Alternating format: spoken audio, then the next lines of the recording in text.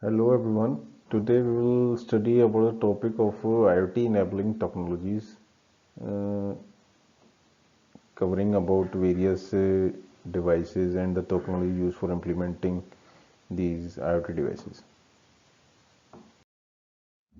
IoT enabling technologies. Various IoT technologies which are used to get our implementation of IoT devices done are IoT enabled technologies.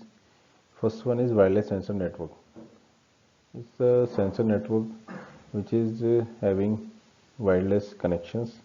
The networks are connected with the help of wireless connections and the data is shared among all. Second one is cloud computing. Various models are deployed on cloud only.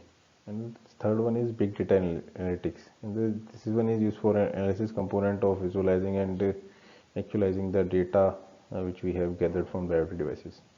Now the protocols through which various devices are communicating among each other are various protocols are used MQTT, HTTP, etc.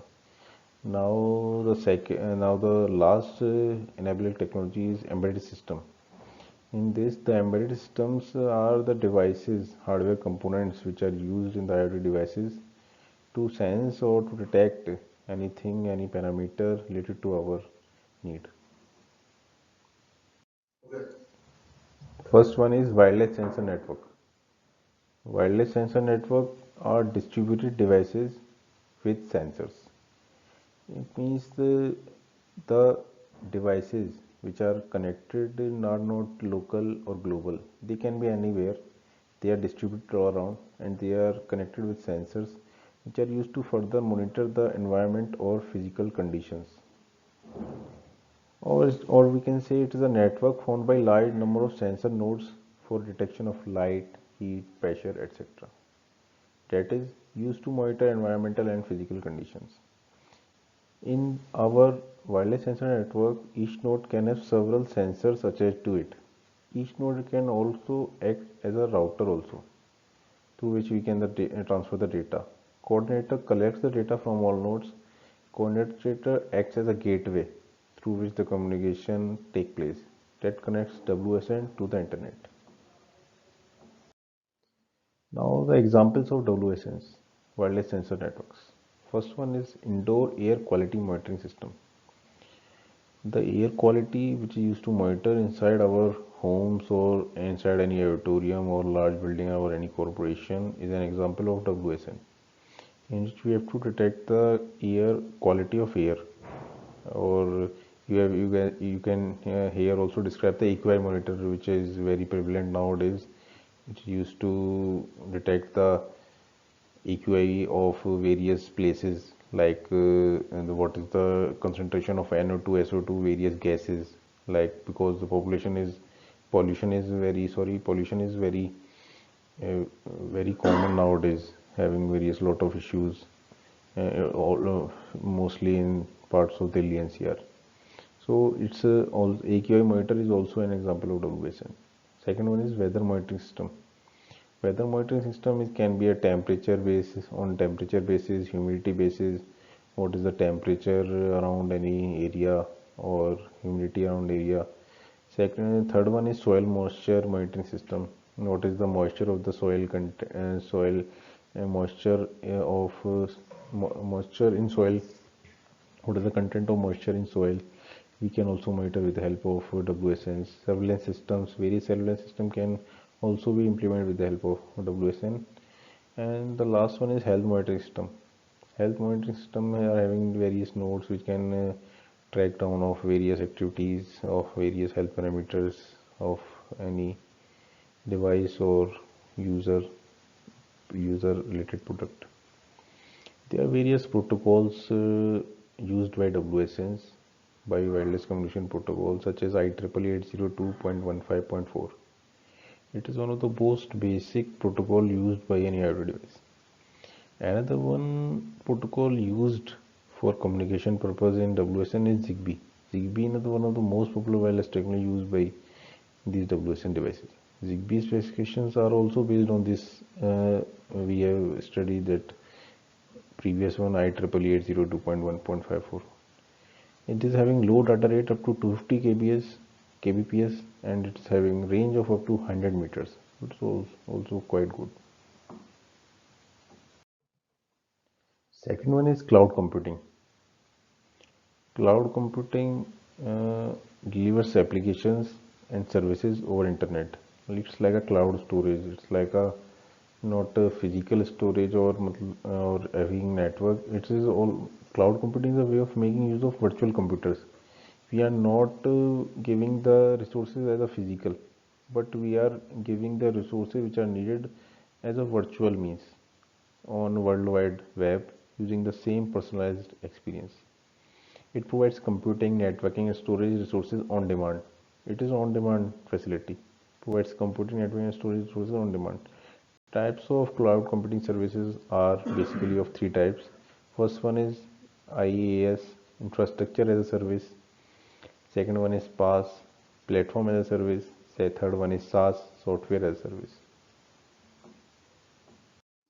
First one is IaaS, IaaS. Clients can use storage to install and manage operating systems and any desired applications, that is virtual machines and plus virtual storage on premise.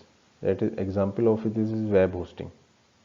Like we have to use to host website of our product or of anything. We used to host on a web server. It's an example of a IaaS, infrastructure as a service. Basically using the storage to install operating system and any desired application.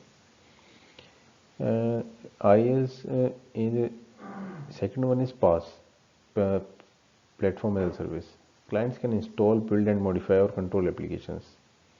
Like example of App Cloud or Google App Engine, in which we can install and build our own apps and also control them.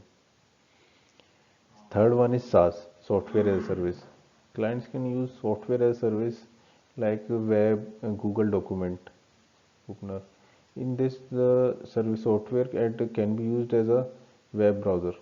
Software can be used as software as a service managed by various OS virtualized devices like Google document, etc. There are various benefits of cloud computing. First one is automated backups. We don't need to take backups at regular intervals. It will automatically done. There is no need of any maintenance. It will also be taken care of. Automated upgrades are installed without without doing manually. And third benefit is web and mobile access from anywhere. We can get access of our application or product from anywhere. No need to go to any specific IP address, any specific website, any specific system or machine to do for any access. The fourth one is modern web-based integration. The fifth one is elastic, pay as you go, scale up or down. It is very cloud computing is very elastic. We can scale up as the demand is increasing or our customer base increasing or our service is increasing or our product is getting large demands. It's a multi-tenant solution provided by a vendor. It does not require you to maintain or manage it. It is already done by the vendors. Effectively infinite size. So we need to about our running our any servers or we can get according to our demand.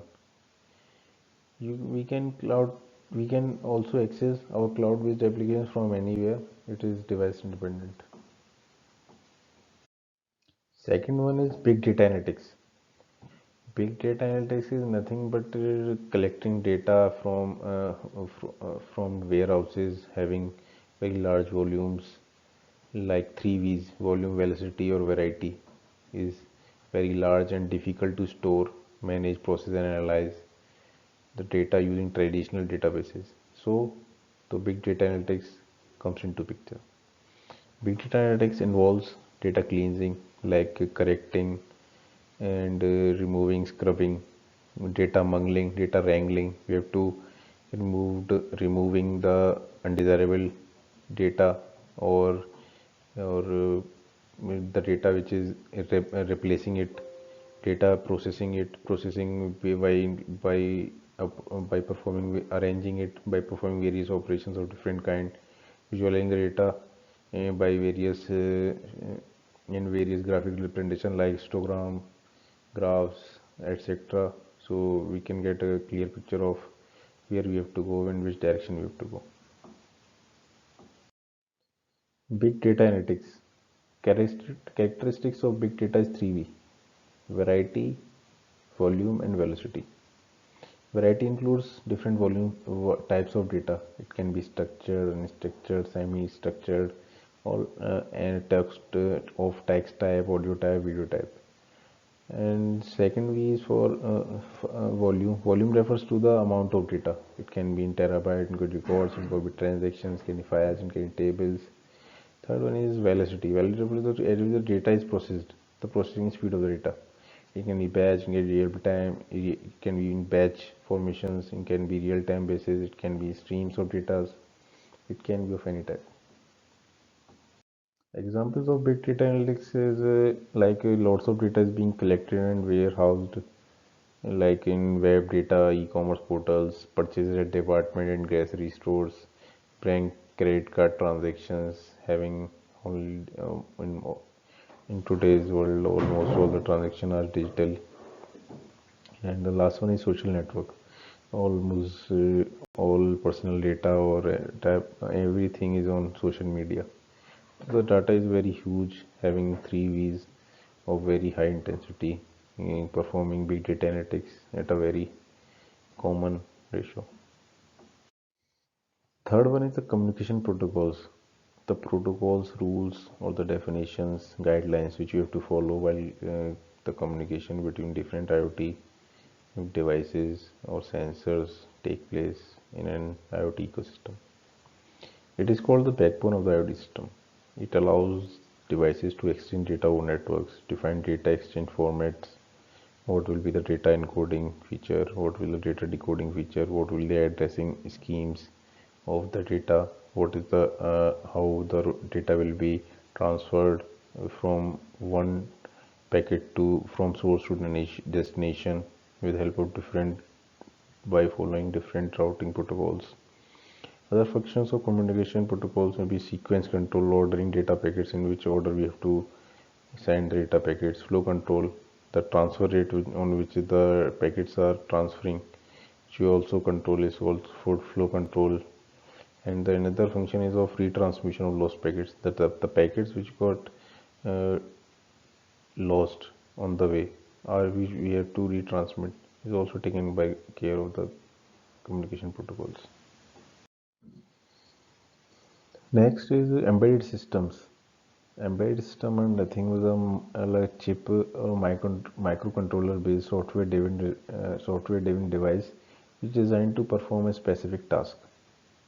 It is basically the hardware part of our IoT system. It can be thought of a computer hardware system having software embedded in it.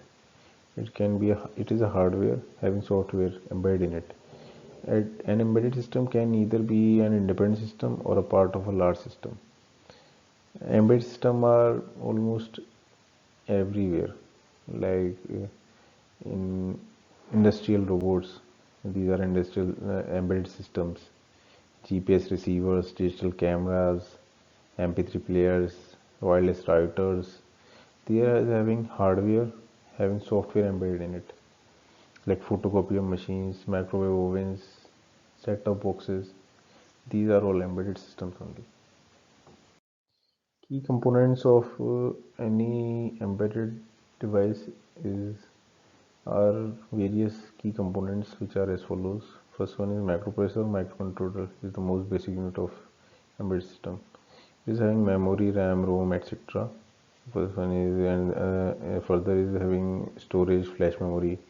It is having networking units like Ethernet, Wi-Fi adapters, and having input-output devices like keyboard, display, etc. Some embedded systems have digital signal processor (DSPs), graphics processor, which are having intensive graphical processing capabilities used to visualize and picturize the images or the pixels embedded in it. Embedded systems run embedded OS. The most commonly used example of embedded OSs are TOS, real-time operating system, like Symbian, VxWorks, Windows, Embedded Compact, etc.